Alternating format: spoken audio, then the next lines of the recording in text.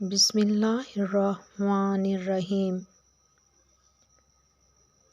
خاتم النبیین حضرت محمد مصطفیٰ صلی اللہ علیہ وآلہ وسلم نے ارشاد فرمایا، والدین پر اولاد کا حق یہ ہے کہ جب وہ پیدا ہوں تو ان کے لیے عمدہ نام تجویز کریں، جب وہ بڑے ہوں تو انہیں تعلیم دیں، اور جب وہ بالغ ہوں تو ان کی شادی کریں۔ ایک اور جگہ ارشاد فرمایا، کسی باپ نے اپنے بچے کو حسن ادب سے بہتر کوئی تحفہ نہیں دیا۔ دینی تعلیم اور عملی تربیت کا آغاز بچپن سے ہی ہونا چاہیے۔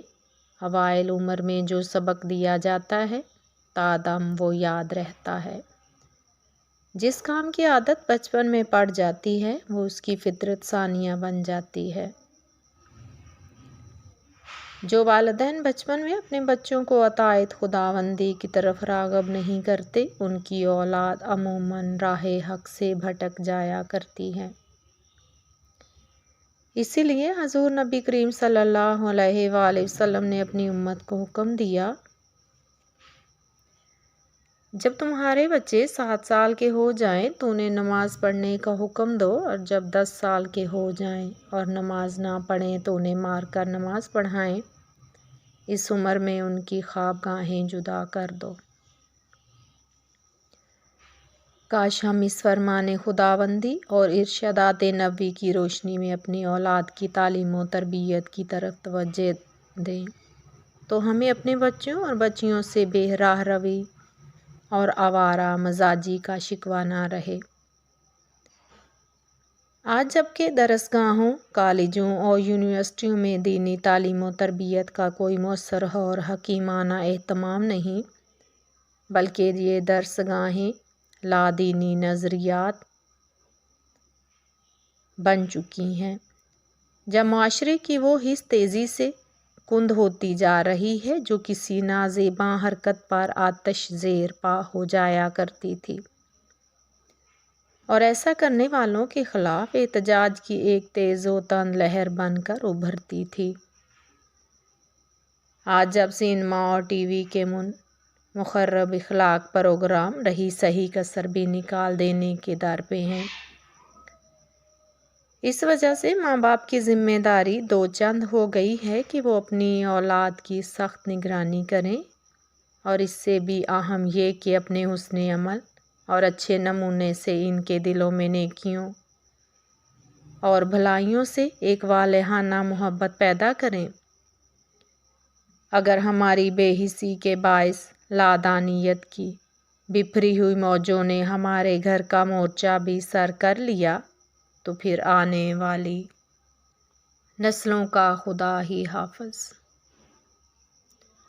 اللہ تبارک و تعالیٰ نے ارشاد فرمایا کہ تم اپنے آپ کو بھی دوزخ کی آگ سے بچانے کی کوشش کرو، اور اپنی اولاد کی اسلامی اصولوں کے مطابق اس طرح تربیت کرو کہ وہ اس آگ سے بچ جائیں جس کا ایندھن پتھر اور انسان ہے، اور جس پر محافظ ایسے فرشتے ہیں جو نہ کمزور ہیں اور نہ ہی اللہ تعالیٰ کے احکام کی نافرمانی کرتے ہیں۔ اللہ تعالیٰ کے بندے اس شدید ترین آگ سے اتنا ڈرتے ہیں کہ جب اس کا ذکر کیا جاتا ہے تو ان پر لرزہ طاری ہو جاتا ہے اور وہ تھر تھر کانپنے لگتے ہیں اور اللہ تعالیٰ سے اس کی پناہ مانگتے ہیں۔ حضرت یحییٰ علیہ السلام حضرت زکریا علیہ السلام کے صاحبزادے تھے۔ جب حضرت ہارون علیہ السلام کی اولاد سے تھے، ان کے ذمے بیت المقدس میں مذہبی رسومات کو ادا کرنا تھا۔ آپ حضرت مریم کی خالہ عیسیٰ کے شوہر تھے، اسی قرابت کے باعث آپ کو حضرت مریم کا نگران مقرر کیا گیا تھا، اور وہ باقاعدہ حضرت مریم علیہ السلام کی تعلیم و تربیت کا فریضہ بحسن اور خوبی ادا فرما رہے تھے۔ آپ اس حجرہ کی نگرانی کیا کرتے تھے جس میں حضرت مریم علیہ السلام عبادت کیا کرتی تھی۔ جب بھی آپ حضرت مریم علیہ السلام کے حجرہ مبارک میں تشریف لے جاتے تو ان کے ہاں طرح طرح کے پھل رکھے پاتے، गर्मी के फल सर्दी में और सर्दी के फल गर्मी में वहाँ मौजूद पाते। तो एक दिन आपने पूछ लिया कि आपके यहाँ ये फल कहाँ से आते हैं? तो उन्होंने अर्ज़ किया, ये मेरे रब की तरफ से हैं और वो जिसे चाहता है बगैर हिसाब रिज़्क़ अता फरमाता है। तो आपने जब ये देखा तो वहीं खड़े होकर अल्लाह ताला की बारगाह में अर्ज़ की कि ऐ मेरे परवरदिगार, मुझे अपनी जनाब ख़ास से पाकीज़ा और लख्ते जिगर अता फरमा, बेशक तू दुआ को सुनने वाला है। उस वक़्त हज़रत ज़िक्रिया अलैहिस्सलाम की उम्र मुबारक बाइख्तिलाफ़ रवायात 70 साल या 120 साल थी। आपकी अहलिया मोहतरमा की उम्र 98 साल हो चुकी थी, जिस उम्र में औलाद का पैदा होना आम हालात में मुमकिन नहीं होता, और अभी तक इनके यहाँ कोई फ़र्जंद मतवल्लद ना हुआ था। और आपको अपने रिश्तेदारों में कोई मर्द साहलिया और अर्जुमंद नज़र न आता था जो इस काबिल हो कि उनके बाद उनके रफ़ी मनसब की नाजुक ज़िम्मेदारियों को अंजाम दे सके। इसलिए आप बड़े फ़िक्रमंद रहा करते थे कि कहीं ऐसा ना हो कि इनकी रहलत फरमा जाने के बाद कोई नाअहल शख्स इनका जानशीन बन जाए और उनकी दीनी रसूमात और इबादत अदा करने में कोताही करने लगे।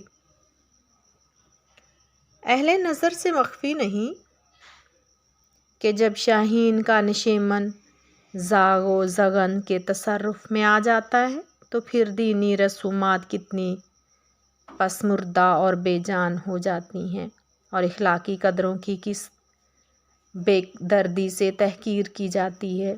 यही एहसास हज़रत ज़िक्रिया अलैहिस्सलातु वस्सलाम को हर लम्हा बेचैन रखा करता था। इसलिए हज़रत मरियम अलैहिस्सलाम के वहाँ कुदरत की करिश्मा साजी का मुशाहिदा फरमाया तो एक रोज़ दिल का सोज़ इल्तजा बनकर ज़बान पर आ ही गया। इज़्ज़ो न्याज़ में डूबे हुए अंदाज से बारगाहे रब्बुल इज़्ज़त में इजहार कर दिया, बड़ी खामोशी से चुपके से अपने चारा साज के हजूर में अपनी हकायत दर्दे कह दी। तो अल्लाह ताला ने आपकी इल्तजा को बाशरफ कबूल फरमाया और हज़रत याहया अलैहिस्सलाम जैसा फ़र्जंद अर्जुमंद अता फरमाया। हज़रत याहया की ये हालत और कैफियत थी कि जब वो आपकी आयात सुनते जिनमें जहन्नम और दोज़ख की आयात की वईद सुनाई गई है तो आप पर अजीब व गरीब कैफियत तारी हो जाती। आपके बचपन का ये आलम था कि और जब हज़रत ज़िक्रिया आपके वालिद मोहतरम अपना फ़र्ज़ मनसबी अदा करते हुए लोगों को वाज़ो नसीहत अता फरमाते थे,